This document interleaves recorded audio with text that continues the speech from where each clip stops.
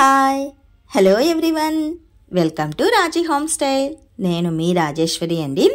ఈరోజు రాజీ హోమ్ స్టైల్లో అందరికీ నచ్చి మెచ్చే విధంగా శుతిమెత్తని ఆలు ఎగ్ ఆమ్లెట్ని ఏ విధంగా చేసుకోవాలో చూసేద్దాము. ఈ ఆలు ఎగ్ ఆమ్లెట్ కోసం 2 ఆలులు, 3 ఆనియన్స్, 3 పచ్చిమిర్చి, కరివేపాకు, జీలకర్ర, 3 ఎగ్స్ అయితే సరిపోతాయండి. ఎక్కువ ఇంగ్రీడియంట్స్ అనేవి ఏమీ లేదు. సింపుల్ ప్రాసెస్లో మనం ఆమ్లెట్ని ఏ విధంగా వేసుకుంటామో అదే విధంగా వేసుకోవచ్చు.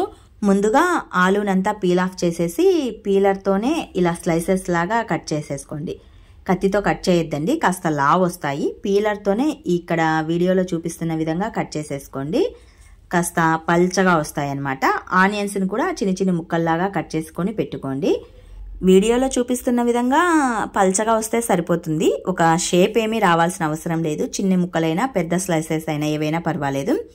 స్టవ్ పైన గుంతపాటి పెన్నంలో ఆయిల్ పెట్టేసి ఆయిల్ బాగా హీట్ అయిన తర్వాత ఈ ఆలు స్లైసెస్ని కట్ చేసుకున్న ఉల్లి ముక్కల్ని రెండింటిని వేసేసుకొని దోరగా వేపుకోండి.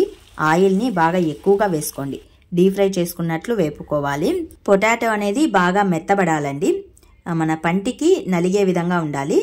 ఆనియన్ కూడా చక్కగా డీప్ ఫ్రై అవ్వాలి. అలా చక్కగా 2 బాగా వేగిన తర్వాత ఈ రెండింటిని ఒక ప్లేట్లోకి తీసుకోండి. ఆయిల్లోంచి ఒక ప్లేట్లోకి సైడ్ ఆఫ్గా తీసేసుకోండి. పొటాటో మెత్తబడితే సరిపోతుంది అనమాట.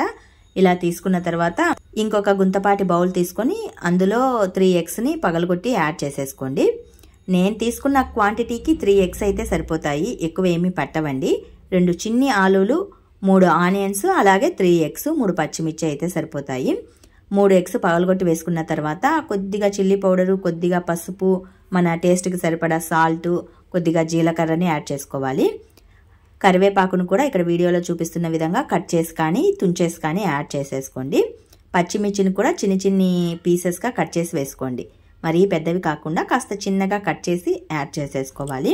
3 పచ్చిమిర్చిని ఇలా కట్ చేసి వేసుకున్న తర్వాత ఆయిల్లో డీప్ ఫ్రై చేసి పక్కన పెట్టుకున్న ఆలుని, ఆనియన్ని ఇందులో వేసేసి వీడియోలో చూపిస్తున్న విధంగా కవ్వంతో బ్లెండ్ చేసేయండి. విస్కర్తో కాకుండా కవ్వంతో బ్లెండ్ చేయండి. అన్నీ ఈవెన్గా బాగా మిక్స్ అయిపోతాయి. ఇలా కలిపెట్టి ఉంచుకున్న తర్వాత స్టవ్ పైన గుంతపాటి పాన్ని పెట్టేసేయండి. వీడియోలో చూపిస్తున్న విధంగా కాస్త గుంతగా ఉండే పాన్ని పెట్టేసి పాన్ హీట్ అయిన తర్వాత కాస్త ఆయిల్ని వేసుకొని ఇందులో మనం బ్లెండ్ చేసి పెట్టి ఉంచుకున్న ఆలు ఎగ్గు మిశ్రమాన్ని యాడ్ చేసేయండి. స్టవ్ని మీడియం ఫ్లేమ్లో ఉంచేసేయండి. చక్కగా కాలుతుంది. పైన 2 టేబుల్ స్పూన్ల ఆయిల్ని కూడా స్ప్రెడ్ చేసేయండి. ఒకవైపు బాగా కాలిన తర్వాత రెండో వైపుకు మెల్లగా టర్న్ ఓవర్ చేసేయండి. కాస్త మెల్లగా టర్న్ ఓవర్ చేసేయండి. విరిగిపోకుండా చక్కగా బాగా రావాలన్నమాట. ఇలా రెండో వైపుకు టర్న్ ఓవర్ చేసిన తర్వాత మళ్ళీ 1 టేబుల్ స్పూన్ పైన ఆయిల్ అంతా బాగా స్ప్రెడ్ చేసేయండి. ఆయిల్ ఎంత ఎక్కువగా పడితే కనుక ఆమ్లెట్ అనేది అంత బాగుంటుందండి. ఎందుకంటే లోపల ఆలు ఉంది. ఆలు ఆయిల్ని బాగా అబ్జార్బ్ చేస్తుంది. కాబట్టి ఆయిల్ని కాస్త ఎక్కువగానే వేసుకోండి. ఇలా 2 సైడ్స్ కాలిన తర్వాత ఒక ప్లేట్లోకి తీసేసుకోండి. ఇంతేనండి, సింపుల్ ప్రాసెస్లో అందరికీ నచ్చి మెచ్చే విధంగా శుతిమెత్తగా ఉండే ఆలు ఎగ్ ఆమ్లెట్ని ప్రిపేర్ చేసుకునే ప్రాసెస్ చాలా బాగుంటుందండి. పిల్లలు, పెద్దలు అందరూ చాలా ఇష్టంగా తినచ్చండి. మెత్తగా ఉంటుంది కాబట్టి ముసలి వాళ్ళు కూడా ఈజీగా తినచ్చు. అంత బాగుంటుంది. టేస్ట్ కూడా సూపర్గా ఉంటుందండి.